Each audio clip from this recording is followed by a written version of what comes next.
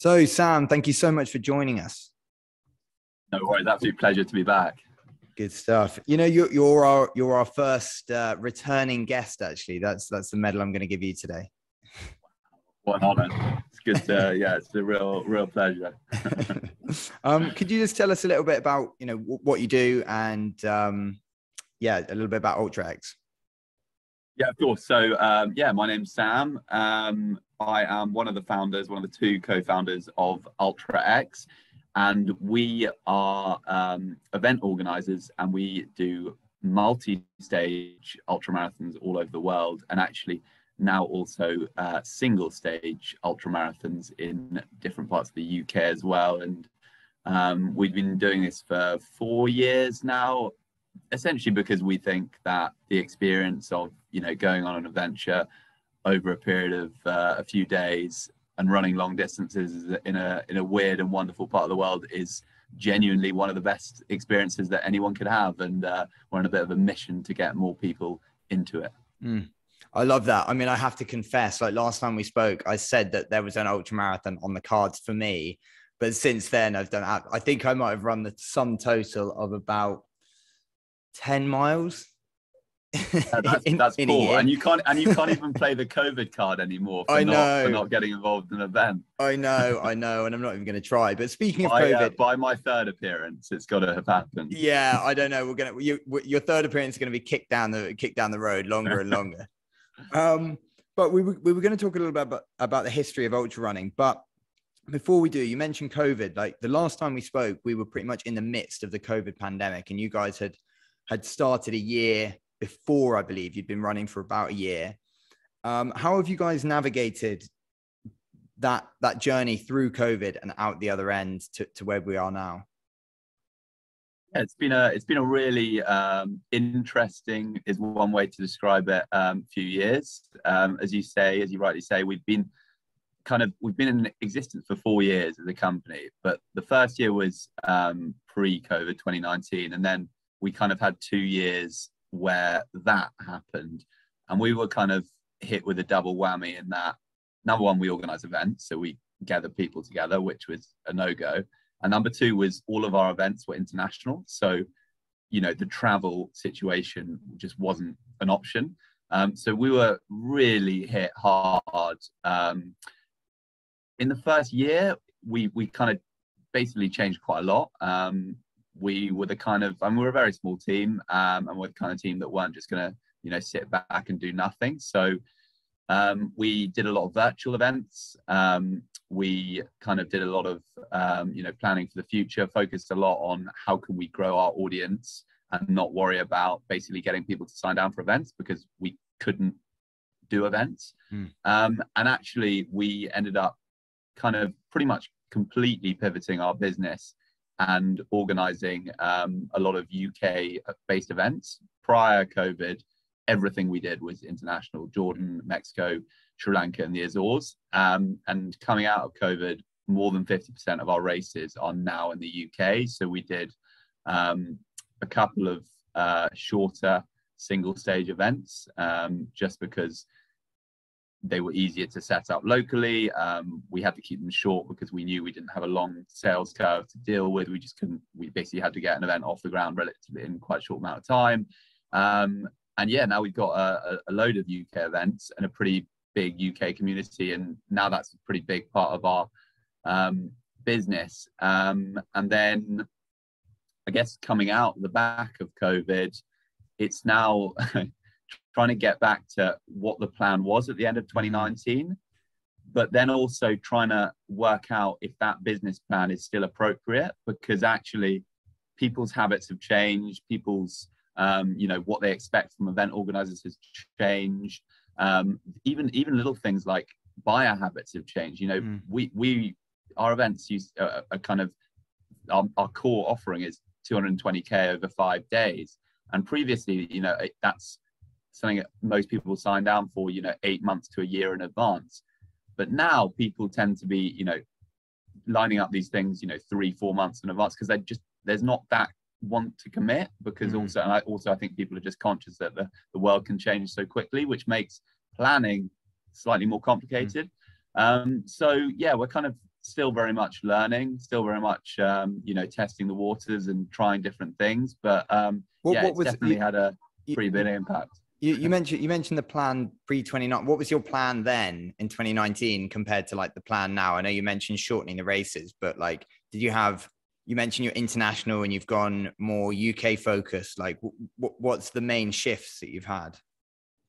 Yeah, so we were really all about taking people to bucket list locations and trying to create amazing 5-stage events in places like Jordan, in places like Mexico and the Copper Canyons, or in the jungle, the rainforest in Sri Lanka. And I think now we essentially have much more of a kind of pipeline. So we have a much more kind of diverse offering of races. We've got 50K. Well, actually, we've got everything from half marathon on trail to 220K on trail, from single stage events to full distance. And I think what we've done is we've kind of recognized that actually to encourage people to take on these longer distance, it's not just about focusing on, I guess, a price point and the kind of the education piece, which was kind of our initial focus. It was actually about guiding people along the way and providing those stepping stone events, which will kind of, you can do your first 50K with us, and then you might be able to do then your first 2-day event with us, and then you might somehow do your first 5-day events, which I think really helps things, and also helps build a bigger community and create more kind of touch points. I don't think our business plan has changed a huge amount. We're still very much trying to do the same things we set out to do from day one, but I think we are recognizing that quite a lot of our audience preferences, tastes has changed, and it's just making sure we manage that and listen to them, and try and do the right things. Yeah, I mean, we mentioned a little bit about, just before the call started, that flight costs have gone mental. So like, for people to actually get to the longer distance locations, it's much more of a hassle, much more of a cost. And I mean, I remember when we spoke, I was still booking my flights to get out to Mexico, and I'd booked 2 flights that were cancelled to Nicaragua. And I think I only got 50% of the flight costs back from them. So like, the airlines have been absolutely terrible at actually, getting money back to people. So you can understand why people have decided like, I'm actually not going to lay out $1,000 or $2,000 on flights just to get to these further afield locations. So I get that. So which races have you kind of taken off your repertoire for now?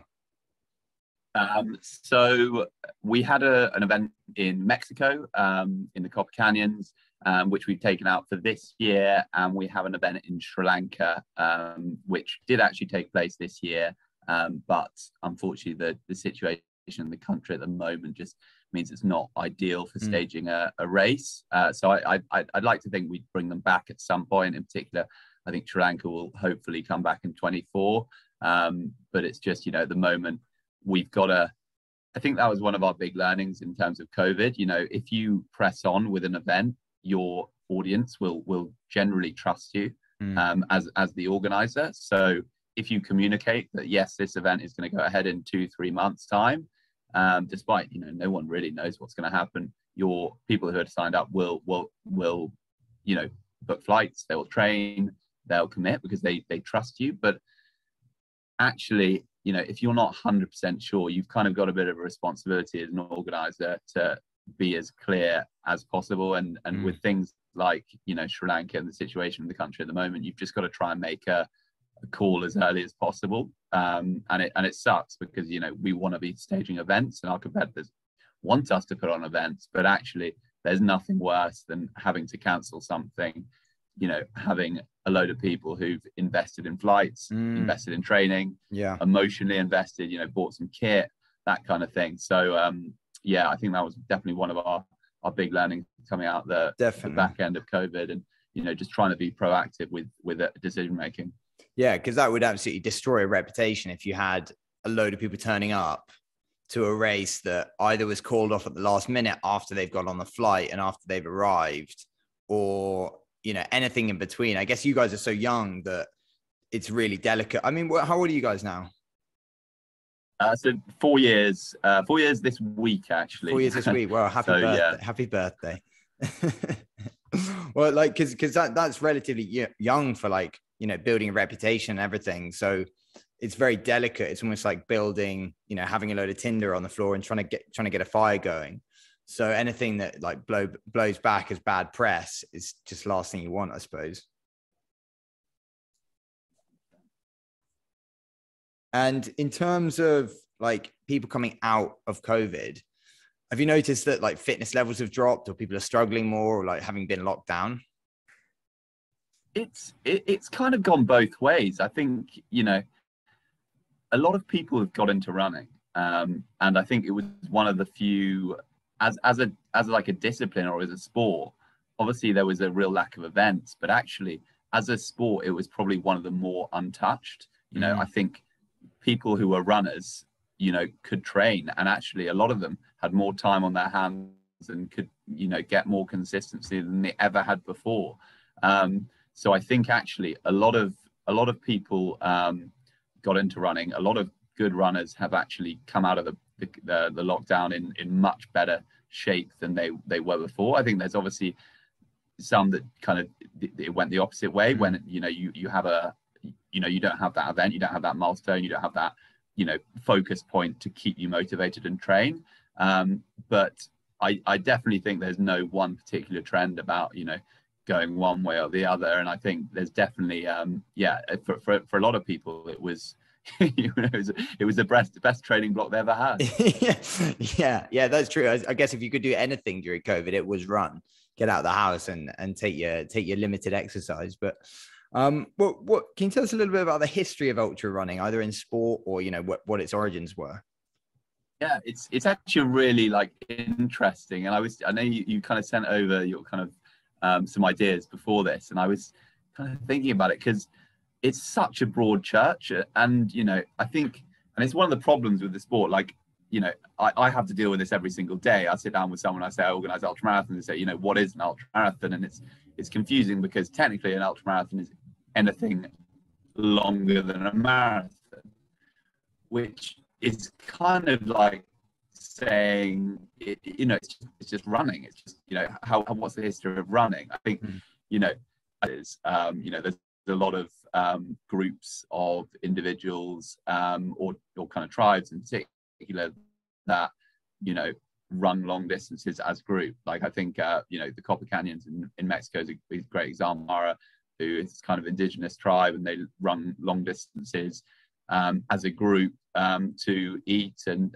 to communicate and to get messages across, and similar kind of thing in many parts of I think as a like an actual sport, ultra running's probably only really been a thing since early 20th century as like a running thing. And I think probably the first race was something called Comrades, which is actually now the biggest by number of competitors ultra marathon that there is on the planet. So that's stayed going forward. That started and then just did yearly race going forward. Yeah, so I think it was kind of on the back of World War I, a group of South Africans ran from Maritzburg to Durban, or the other way around. I can't remember which way it goes, and essentially to commemorate the dead of World War I.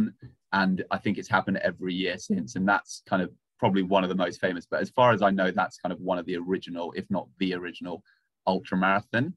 I think even before that, there was, and it's probably slightly different. There was this thing called like pedestrianization, which I don't know if you've heard of, but it was really popular with in England in the late like 1800s, and essentially it was long distance walking, but in a kind of amphitheater setting, and people would essentially walk around a stadium for as long as they could, for days on end, and people would make bets on them. Is that like, you know, where you see like power walking in the Olympics? Is that where that came from? Like that? I mean, I don't want to say it's like the sort of really memorable walking style with the real big butt wiggle. Yeah, I don't know if it's related, but it was definitely not. It was not about speed. It was about how long people could go, and I think it was it was really popular. Like, I think a lot of people would gamble over it, and I think that actually expanded to quite a lot of Europe and the US as well. I'm not quite sure when it died, but that, I think, you know, that's often considered like one of the most formal, like, original ultra events. Yeah.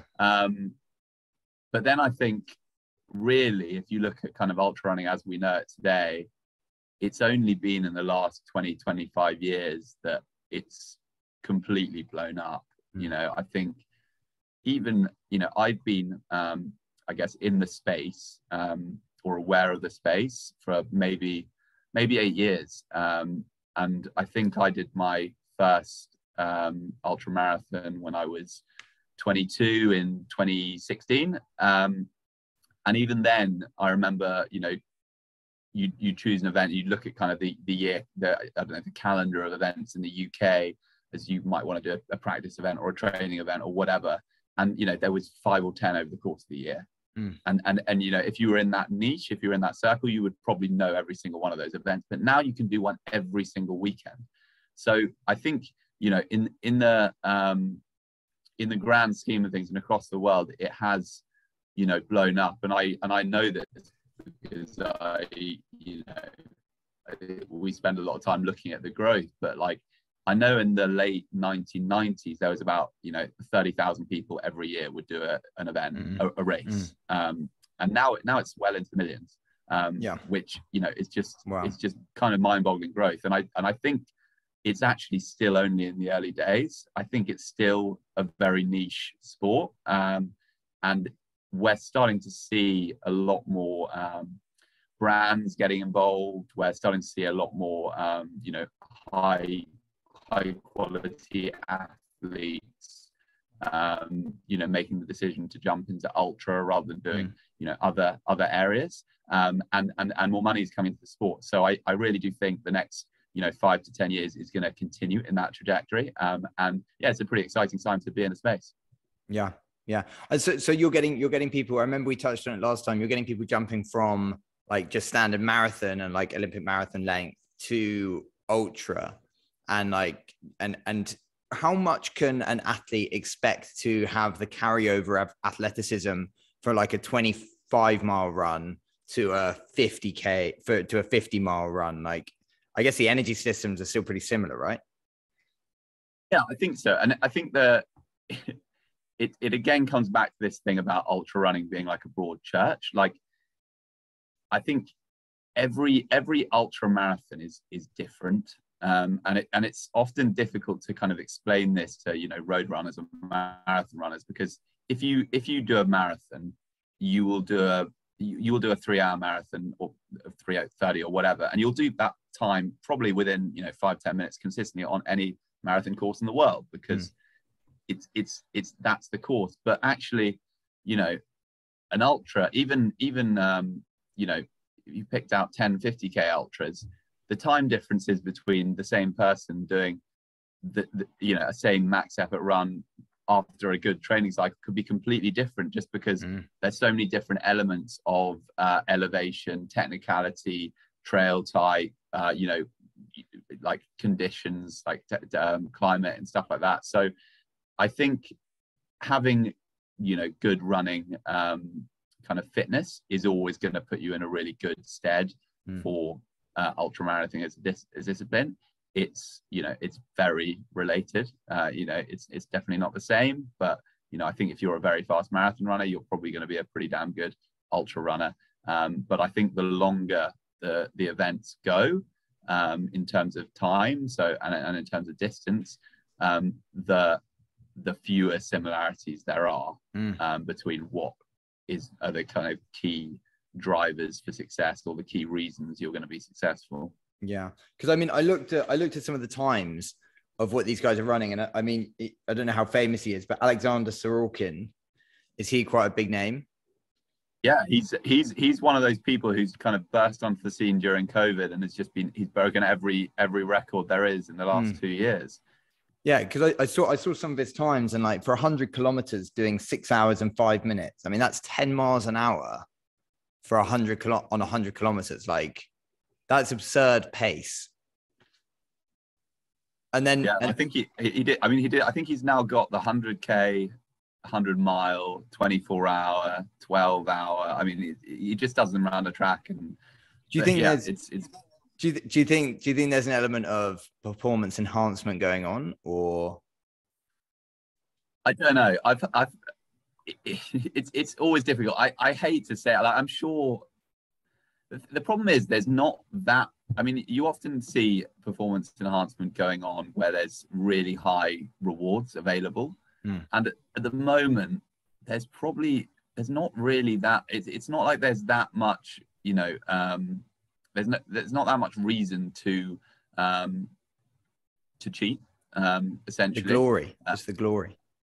Yeah, I guess the glory is always a motivator. I don't know. It is crazy what he's achieved. I would be completely making it up if I'd heard rumors either way, apart from the fact that, being a kind of outsider, and I think he wrote, I can't remember the name of the Yanis Kouros, who was kind of this Greek bloke who had every record known to man, and he's kind of gone and broken them all in 2 years is amazing. But maybe he's just a bit of a freak of nature. Someone comes along every couple of years, and I would say, these sports, even though there's not necessarily a huge amount of money in them, they are becoming a lot more rigorous with things like testing, and because there's so few people, I know he's been tested during and after every event. I know he spent a lot of time in Kenya and maybe away from a lot of that as well, but I'm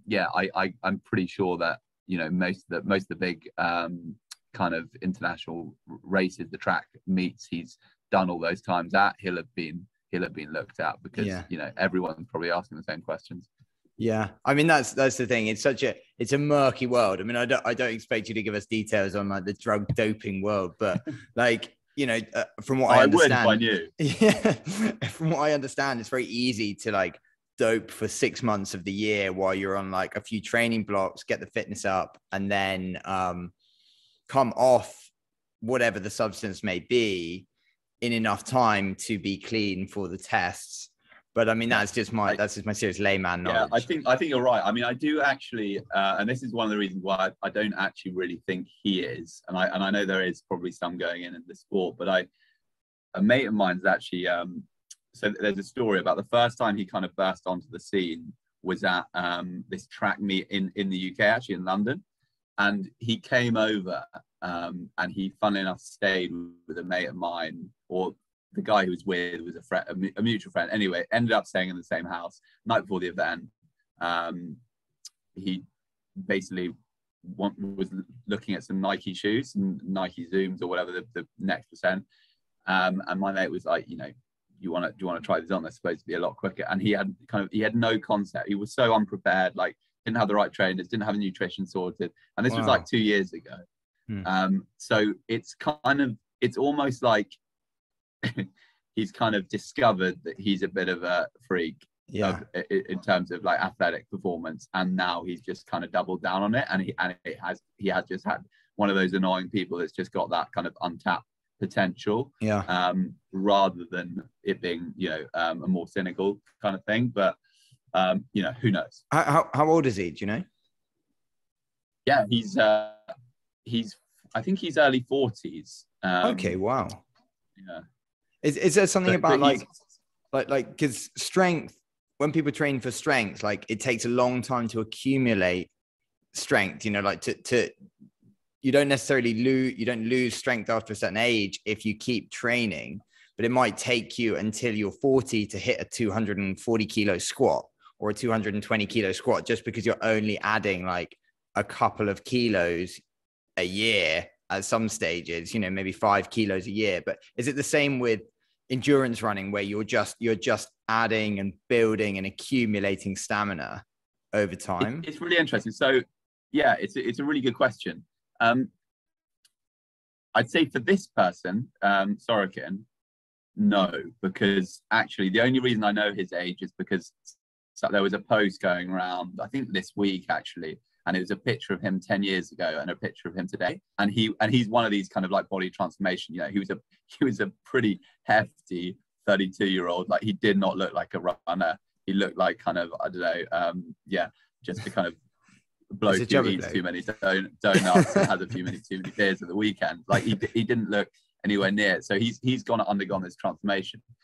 But historically, ultra runners have perform better in kind of when they're a bit older, you know, late 30s, early 40s. And I think a lot of the kind of theory behind that is that, as you say, it's taken this while to build up, and actually the experience is massive in these in these long races, and whether that's partly physical and it's partly mental, it's kind of a combination of the two. But I actually think that the reason for that is because ultra running's generally been an older person's game. And I think what we're going to see over the next few years is going to prove whether that's true or not, because now there's more incentive for younger, faster runners to go straight into ultra rather than, you know, doing 5K, 10K marathon and move up later. And we are starting to see, you know, a few people like Tom Evans and Jim Walmsley and these kind of slightly younger people breaking onto the scene and doing really well.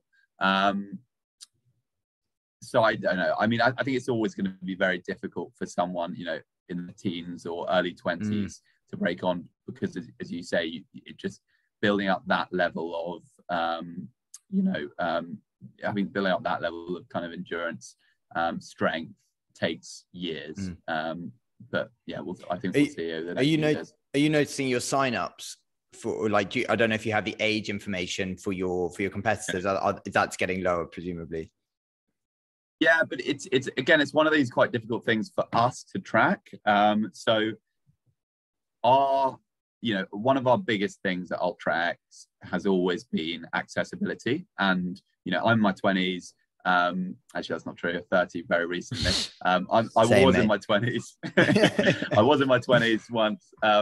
But essentially, I got into the sport when I was 22, and most of my mates were like, you know, I can do that. It's not for me, or like, you know, and I did these events, and I would be the youngest person there, or I'd be one of the very few. And so our big thinking, or what our big mission, I guess, part of it was to try and get more younger people involved in the sport, and just try and make it a little bit more accessible. So a big part of our kind of brand and a bit of our messaging has been about trying to encourage people to get into sport when they haven't previously had any experience in it, or when they're a little bit younger, or when they're from a slightly different background, from a traditional kind of ultra running background, and also encouraging much higher female participation than has been typical of the sport. And what we've seen is that our events do attract a much younger crowd. Like, generally our younger age, our age is about 34, and average age of people, if you look at the sport as a whole, is more like 44, 45. So we're significantly lower, but from our perspective, I can't say categorically that that's because the sport is getting younger. I think that's just because of the things that we are doing as a brand, as UltraX. Opening it up to more people, opening it up to a younger demographic, being like more branded, I guess. Like, because you were one of the first I don't know a lot about the ultra marathon circuit and the competitors. Like, who are the other big race organizers? So I think the biggest now are UTMB. So that's Ultra Trail de Mont Blanc, who are organizers of a single mountain ultramarathon around Mont Blanc in Chamonix. And they, over the last 2 years, have gone on a bit of a power grab. Ironman Group invested in them quite heavily. And now they've essentially created a series of UTMB owned events by essentially taking over other events in the world, and created their pinnacle race, which was their original UTMB race in Chamonix, as the World Series final. So they've essentially done what Ironman have done in triathlon to the to the single stage ultra marathon space, and have kind of self-anointed their race in Chamonix as the the most competitive World Championships final on the planet, and actually because it was already a very competitive race which attracts a lot of the best athletes.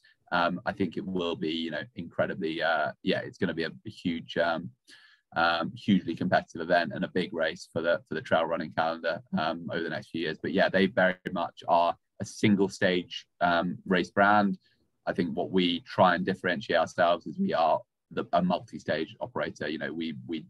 What we want to focus on is 5-day and 2-day experience events, and trying to get more people involved in them. And I've always been curious, like, because I looked at the other time you mentioned the guy before, Yanis Kouros. That's right? Yanis or Yanis? Right. I think it's Yanis. Yanis. Yeah. So like when it says he's done 1,000 kilometers for 5 days, 16 hours, 17 minutes, is that 5 days? Like what's the actual running time in there? Do you know what I mean? Like is that with his sleeping overnight, or like he's got to be sleeping in there, right? Yeah, I actually don't know that record, but I'd expect there's a little bit of sleeping if he's going for 5 days, but it's got to be.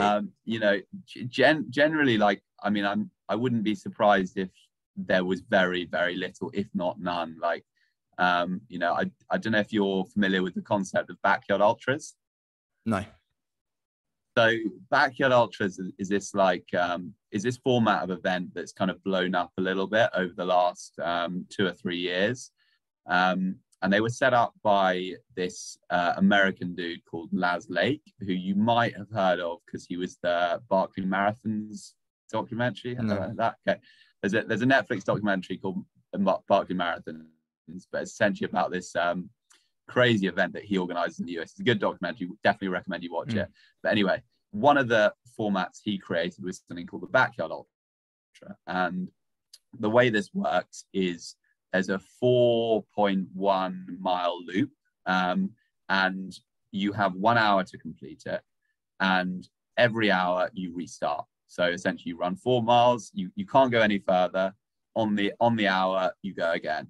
And then on the hour, you go again. And the only way the race ends is when there's one person left standing. So it just carries on until whatever. But anyway, it's been incredibly popular because 4 miles in an hour is not that hard. So it's not about the fastest person. It's about who can keep going for the longest. And everyone, particularly ultra runners, have that moment. You're like, yeah, I could keep on going. And a lot of ultra runners want to find out how far they can get going. But anyway, the reason I was talking about this was that literally last weekend or 10 days ago, the record got broken and the winners did 100 hours.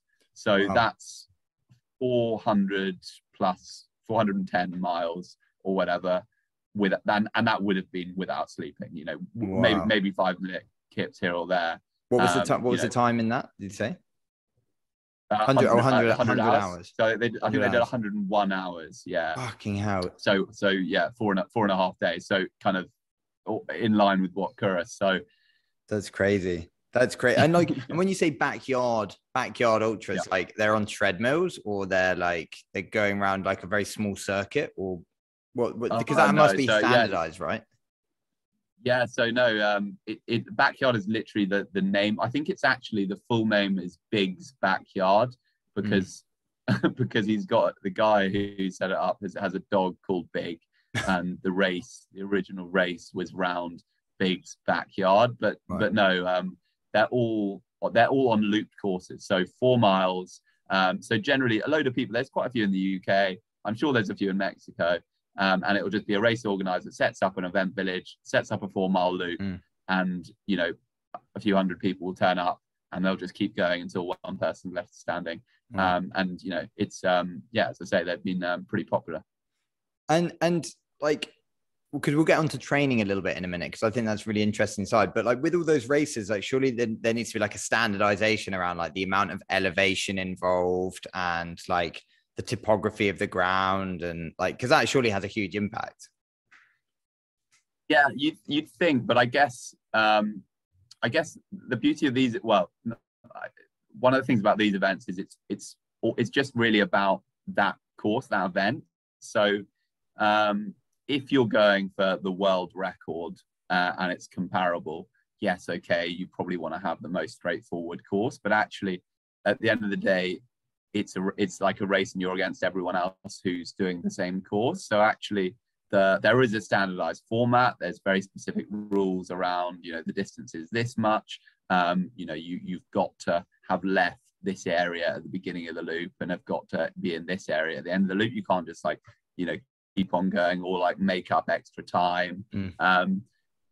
If you I think if there's two people in it at the end, you can't drop out together. So one person, if someone drops out, the other person has to complete the final loop.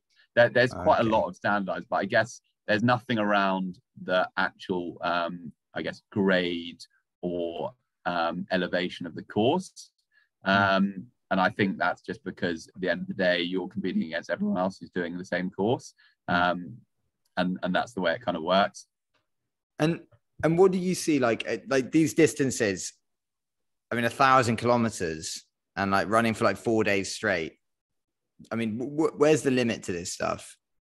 Is it just going to keep getting longer and longer and longer? We're just going to keep getting fitter and fitter and fitter. I just don't know. I think it's going to continue for some time. As I say, I think the sport is only just beginning, and I think there's never been incentives. If you're the best athlete, if you're the best runner in the world, you'll go and run the marathon majors and make millions of quid. There's not really been that incentive in the ultra marathon space yet, but I think that will change. And when I think those athletes do enter, it's I think we're going to see some crazy times. I guess a lot depends on the individual races and distances. I think, as I say, I think things like 50k world records, 100k world record, 100-mile world record, I expect those are probably the low hanging fruit. I think for the really long stuff, these 1,000k challenges and 500 miles, it's probably just going to creep up year on year. But I think it's like that 4-minute mile thing. As soon as someone does it, someone else is going to believe it's possible. And the bar will just keep on being raised. And I think the sport is still so much in its infancy that it's not going to reach that that 4-minute mile or that 2-hour marathon for quite some time, and particularly with the amount of the number of different events which are essentially represent completely different formats. And because I'm interested, we're in training's infancy, so I guess training must have changed over time as more science has come out and as people have discovered different training techniques. So can you talk us through a little bit, firstly, a step-by-step kind of guide about how a beginner might start versus how a more elite person might train? Yeah, sure. So I think I think the most important thing I'd always say is start from where you are, and kind of create a plan and then trust that process. And by that I mean training for long distance can be incredibly personal, and there's always going to be people that are doing a lot, which can mean you want to do a lot, but there's no point essentially building up from wherever you are currently now is always basically the right way to go about it. So say Finlay, you're running 20 miles a week now. I wouldn't have you thinking of you're doing a 100-mile race, so I need to do 60 miles at this point. I'd have you working forwards and saying, okay, you need to do, I'm on 20 miles currently, so I'm going to build up, 10% ish each week, and then that's where I'm going to get to for the event, and then I'm going to give it everything. I think a lot of people get overly concerned about doing far too much volume, and I think the other big thing is people want to do a test run of a certain distance because they'll feel that'll give them confidence. So for example, I'm signing down for a 50k race, you'll have it in your head, I want to do 40k. And actually one single run or one single session is never going to define how you perform on that day. So building a plan which kind of gives you consistency over time is always going to be much more important for kind of how you actually you know, get out. So I'd say, yeah, always start with where you are, kind of build a program which is your own and based on you and alone. Aim for consistency, and I'd also say, and I think it's, yeah, it kind of a lot depends on the event in question, but specificity is quite important. I think so many people's ideas of ultra running, or in fact running as general, is based on park run and marathon. And I think you know, all you have to do is go and watch an ultra, and it obviously depends slightly on the format. If it's a road 50k, it might be slightly different, but actually there's going to be a lot of walking, most likely. There's going to be, you know, if it's a mountain race, there's going to be a lot of hiking, and actually, you know, building those kind of things into a training plan is incredibly important, because, you know, we find the whole time that people have done all their training on, you know, a road in London and suddenly get on the trails and it's just a completely different kettle of fish. So, you know, trying to prepare on the terrain or on a similar terrain that your race is going to be, I'd say is pretty important. Yeah, I mean, that's the difficult thing I see. I mean, I hadn't really clocked that, is that a lot of people who are, you know, city based, who are training for runs with heavy elevation or, you know, unstable terrain, might not necessarily have the opportunity to train in those specific environments. So like, and how much we're in the world of data now. Like, what sort of data are you tracking? Are you tracking elevation in your training? Are you tracking like heart rate every session? Are you aiming for heart rate training? Are you aiming just for distance? Or I guess I'd always say it depends. I'd say aiming for distance is, I always think, is quite dangerous in this sport, particularly if you're trying to do you know, specific training where there's going to be a lot of elevation, for example. So I think aiming for time is always, so building a plan based on time is usually much better, I think, because it's going to, you know, be more consistent. Heart rate, I think, is can work if you've got the right equipment, but again, I think reliance on heart rate can be quite misleading. There's so many factors which can play into your heart rate, and a lot of them aren't necessarily about how hard you're working running. So if I'm coaching someone or if I'm training personally, I try and to go on RPE, so rate of perceived exertion, and kind of setting, you know, sessions based on that. And I think it also means, you know, quite often, for example, if you are really fatigued, and your legs are fucked, basically, your heart rate will actually be really low. So actually, you've got a session which, you know, is supposed to be at a, you know, I don't know, tempo heart rate, and you're really trying to get there, and you're working so hard, but you can't actually hit that level. So, but actually working to a, you know, rate of perceived exertion, I think is generally much better. Other metrics, yeah, I think ultra runners love a bit of data, but I think heart rate variability is pretty good. It kind of depends on, I guess, the tools you're using, and maybe not so much more for beginners, but in terms of kind of getting a gauge on how your recovery is, and what kind of training you can be doing, I'd say that's pretty useful to track as well. And what's like the main mistake most people make when they're just either starting out in their ultramarathon journey? I mean, you mentioned like people trying to do a big run. Yeah, I'd say two things actually. Two things, 100%. And number one is, we've already mentioned it, overtraining. You know, I set my kind of mantra is it's better to be 20% undertrained than 1% over, always. If you can turn up to that start line and feel fresh, even if you haven't done that, you know, X amount, 90% run distance, it's much better. And then the second one is the nutrition side. I think, you know, when you're doing an event, you know, beyond, I think 4 or 5 hours, nutrition becomes such a massive factor in how you perform. Is that you're talking during race nutrition, like actually during the race, or you're talking nutrition in like daily life as you lead up? Yeah, so actually, yeah, good point. But yeah, I'm talking about during the race. So, you know, I think it's actually a bit of an art form being able to take in the right amount of fuel for a sustained period of time. I think you can get away with it to an extent if you're doing a kind of a marathon or something like that, because actually your body already has a decent amount of glycogen reserves, and you can get away with being underfueled and finishing, you know, in a state which you haven't basically taken your X amount per hour. But suddenly, if you're doing beyond 5-6 hours, that depleted state is going to really catch up with you.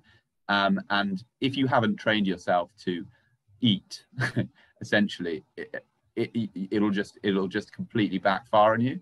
And so many people, you know, will get to 2 weeks before race day and look down and sit and work out a nutrition plan based on what they've read online. This many grams of carbs per hour. This is what I should be eating. Up buy these gels, but they've never trained with you know, eating anywhere not like this much. And suddenly their gut will blow up, or this will go wrong, and it will be really tough. And the other thing people often do is,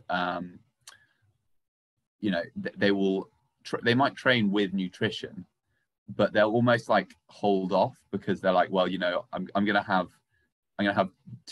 double the gel dosage on race day because so I'll be twice as good. So I'll be twice as energized. Yeah. But it doesn't work like that. That's like training a, you know, a 6-minute mile and then saying, you know, because it's race day, I'll be running at this pace, which is it just doesn't, you know, you've got to train doing the pace or the consumption that you would. So you would say when you're training for an ultramarathon, it's just as important to practice like eating, I don't know, I guess, what are you eating when you're running? Like like sugar gel bars and like. Yeah, so it's really personal. But I'd say any run longer than 90 minutes or any training longer than 90 minutes, you should be eating. Or you should be drinking like a carb-based drink, or and trying to basically practice your race nutrition as much as possible. And I think it is quite personal. Some people are very good on gels and sweet stuff, but I think, you know, most ultra runners will have a bit of a combination of real food and kind of manufactured stuff. So I think working out what's best for you is crucial. What's when you say real food, what do you like? What do you generally defer to? Or like, I don't know, like a chicken breast or sweet potato. Well, I think you'd probably your base would always be kind of carbs, I'd say. So flapjacks, sorreen, malt loaf, you know, potatoes, you know, you say sweet potato. Yeah, sweet potato is great, like little boiled potatoes with a bit of salt, things like that. I mean, you kind of have all sorts. You see sometimes people with like wraps, little like rolled up wraps with a bit of like jam or peanut butter or something in them, bananas. And are you allowed to be handed these by like someone at the race side, or you have to carry this? Is that kind of a regulation? You've got to be carrying it again, it depends on the event. So quite often events will have like aid stations. So you might have aid stations every 10-15 kilometers, and at those you might have a range of foods, or you might just have a drop bag. So, you know, you could have a bag which you give to the organizer at the beginning of the race, and they'll put it on somewhere on course and you can get access to it. And then some races, you'll carry everything for the entirety. And you'll just, you know, bring your own stuff. Including water and stuff, because presumably on a multi-stage or like a whole day of running, you need to be drinking quite a lot of water. So presumably that's running with like, I don't know, 3 or 4 liters of water. Yeah, so as far as I know, no event makes you carry all your own water for a full stage. Okay. We have checkpoints every 10K, and so you probably carry 2 liters of water at any one time, or up to 2 liters of water at any one time, but not much more than that. Okay. Because I always think like, yeah, and presumably these distances are so long that each of these runners is going to have to either stock up on, food at the station, the next station, or stock up of water at the next station. So it's like a petrol station. Like if you miss that petrol station, or you're like, oh, I'm not thirsty, you just kind of have to fill up at that station, like regardless. Yeah, which is why, like self-management and like when I talk about to people about like, training for these events, I think a lot of people, particularly first timers, will focus on the physical element of doing an ultra marathon, doing a race. But actually I try almost to frame it as like it's just general preparation. This isn't just about getting you to the start line able to run that far. It's about getting you to the start line being able to make good decisions on the course, being able to know your body and what you can consume and what you can't consume at various times. How much are you going to be eating at various times? How much are you going to be drinking at different times? Like, all those kind of things are pretty crucial, because inevitably something will go wrong or something will go against, the plan. And it's about being able to react when that does. Are there any, feel free to say I don't know on this question, but are there any keto ultra runners who just go eating fat? Because energy, super dense energy source, right? Yeah, there are a few. There are a few quite famous ones, and there are a few that will be almost entirely keto in their training, and then actually use some carbs during race, as like a kind of, back to that thing I said, like this kind of like super fuel. Not necessarily, I don't think a good idea, but it's some people do that. I'd say it's pretty rare. Like I think most sports dietitians or nutritionists will kind of, if you're moving into the sport, into the space, would advise you to focus on carbohydrate, because that's essentially going to be your kind of your fuel for these kind of things. But there's always people that it works for, and so there are a couple of there is that. I mean, I've tried keto a couple of times, and I like it. Like it makes my head like super clear. I feel very awake and alert, but I don't necessarily have a lot of drive in the gym. Like physically, I'm not as powerful as I am when I'm having carbs, but mentally I'm much clearer. But I don't know if I've sustained this kind of keto, because I've got keto strips and I've been in keto for like a week or so. And that's kind of enough for me to be like, right, I'd like to feel energized in the gym, but I wonder if I like stayed fat adapted for longer, whether, all of your energy systems, because I've heard about the switching of energy systems. Like the more you can get used to switching those energy systems more efficiently, then, the easier it is to move from, a keto diet to a carbohydrate based diet. And so I imagine in a run, that could be beneficial, where you start on sort of keto and then you start adding carbohydrate, and then you start getting that, you're able to access. And I think there's definitely,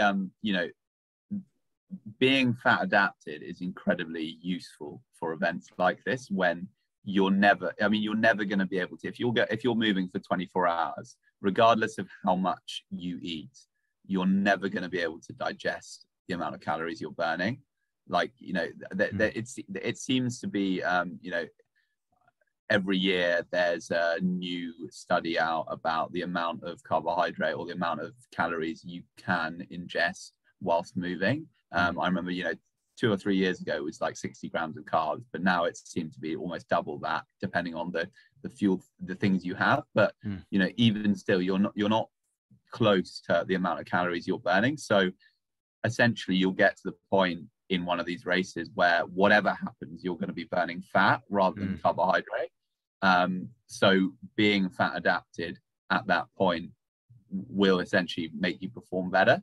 But it's just, I don't know if that is going to come from a keto diet, or it will be, doing more kind of fasted runs or things like that in your training, which, it's difficult to say. Yeah, it's hard to know. I mean, that's the thing. I guess an inexperienced novice runner who hasn't given their body the opportunity to get its energy sources from, ketosis or ketones would find its body would be in shock to try and get into that very quickly. But once it's getting used to that, and you're doing that sort of cycle of reduction of carbs, increase fat, reduce carbs, increase fat, and then vice versa, then I suppose you're naturally, like anything, your body just becomes more adapted to it. So, and in terms of, do you do any specific breathing training? Like nose breathing has become very popular in the last few years, and like some people taping their mouth when they run. So do you have any take on that? Not really, other than it looks a bit ridiculous.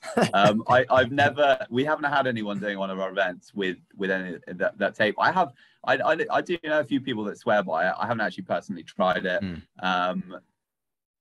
Yeah, I don't know whether it's kind of one of those fads. I think generally, like with all these things, I feel like if it starts at the top, if you see the elites doing it and it's coming down, I usually think there's some performance benefit from it, and it could, because their brand or their partners will be pushing them. If you don't see it at the top and see it coming bottom up, I kind of almost automatically assume that it'll be some kind of fad. Yeah. And it's just some kind of like, but I don't know is the answer. Yeah.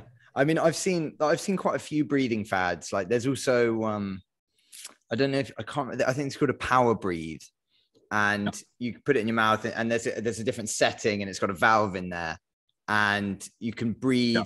Like it's all mouth based, so it just makes it harder to actually breathe in. So you have to use, your diaphragm more to breathe, and you can do it with exercise. But I mean, personally, I just found it really uncomfortable, and I never really got into actually training with it. But it seemed like a reasonable sort of scientific methodology behind it.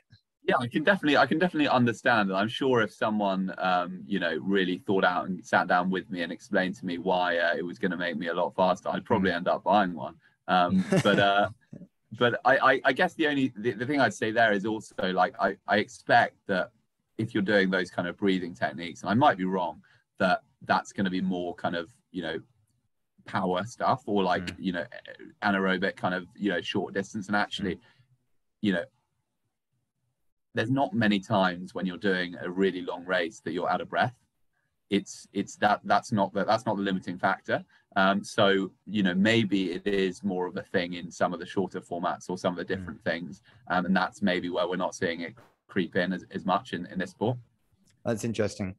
Sam, we're coming up to time today. Thank you so much for joining us. Do you want to just give us a quick summary about what you've got on the horizons for the next year? What's the goals for Ultra X? And then if you can tell us where people can find more information about you.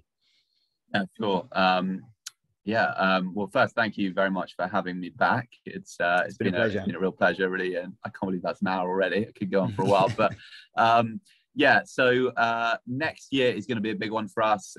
We've got one new event released currently, and maybe some more coming very soon. But Ultra X Tanzania is happening next June. It's actually already sold out, but 24 will be launching in January. What can you expect from us in the next couple of years? I think really more of the same. Really, we're just passionate about trying to encourage more people to take on really, really amazing challenges, and support them along that journey. So more events in amazing parts of the world, and more support for our participants to get involved in those events. If you want to look us up, give Ultra X a Google, or it's Ultra X Co on social media, Instagram, Twitter, Facebook, and now TikTok. Oh wow! And thank you for listening. Mate, absolute pleasure for having you. Thanks everyone for listening. And we'll get round 3 in the books when I've done an ultra marathon.